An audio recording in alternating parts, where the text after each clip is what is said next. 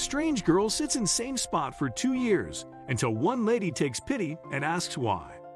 The people of the town where Zola Matthews lived didn't hear the best things about her.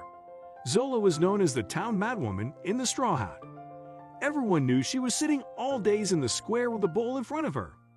However, Zola was not like all the other homeless people in the city. What set her apart was her unique behavior. When looking at Zola, it seemed as if you were looking at a small child trapped in an adult girl's body. Even Zola's demeanor was childlike. For example, in those rare moments when Zola spoke, you could hear her ringing voice, whether she was excited or calm. Zola's reasoning was not in keeping with her age. She thought like a child. As a rule, the townspeople tried not to notice the girl, only occasionally showing mercy and throwing coins into the bowl. But more often, they just looked at her with contempt. In difficult moments, when hunger and despair overwhelmed Zola, she approached passers-by and asked for money from anyone who could. However, almost all strangers tried to pretend that they were in a hurry or simply did not notice the poor woman. For 2 years, Zola sat in the town square in her customary straw hat and with a bowl in front of her.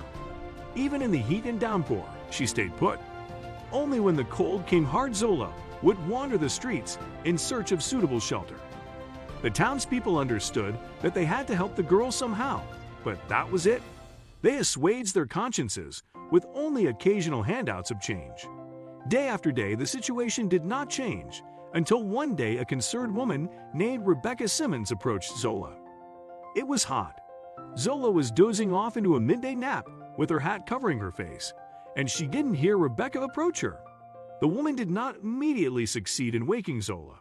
She said as loudly as she could, "Hi," and waved at her. "Hi," Zola replied, puzzled. The girl was confused at the sudden attention she was getting. "Why are you sleeping outside?" inquired Rebecca. After a brief pause, Zola replied, "I just don't have a place to sleep." "Why are you always in the same place? Why don't you join the other homeless people?" asked Rebecca. "It's just that this is the last place I saw my mother," Zola replied quietly, with tears in her eyes. Zola's mother, Mary Matthews, abandoned the girl when she was 8 years old. The woman was forced to leave her daughter to her fate because she knew she could not give her anything. Mary left the girl alone in the square and went away. Little Zola kept waiting for her mother, but she never came. Rebecca remained impressed by Zola's sad story. She pondered the girl's fate for a long time on the way home. When Rebecca got home, she hurried to tell her husband, Jim, everything. "Remember that strange girl who sits in the town square day and night? I talked to her today."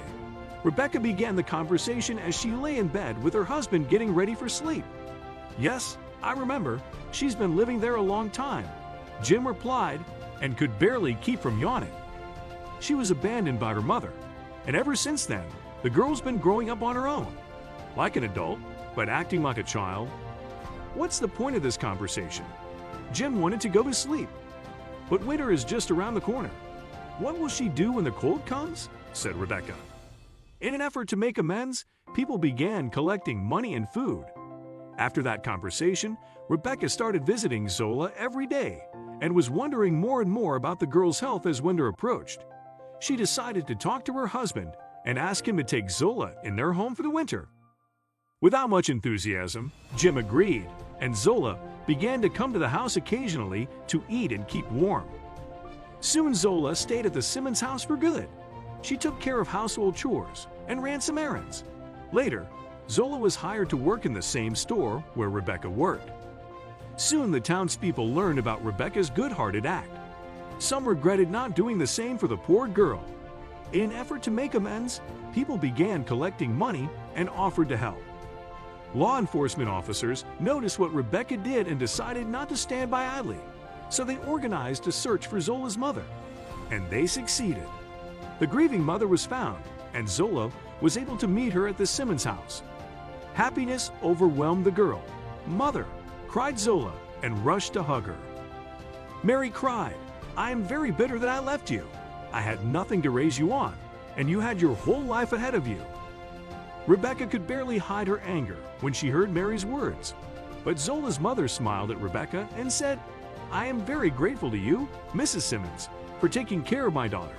Thank you so much." Zola did not hold a grudge against the negligent mother and left with her the same day. They settled down safely and began a new life thanks to the help of the townspeople who were influenced by Rebecca's good-heartedness.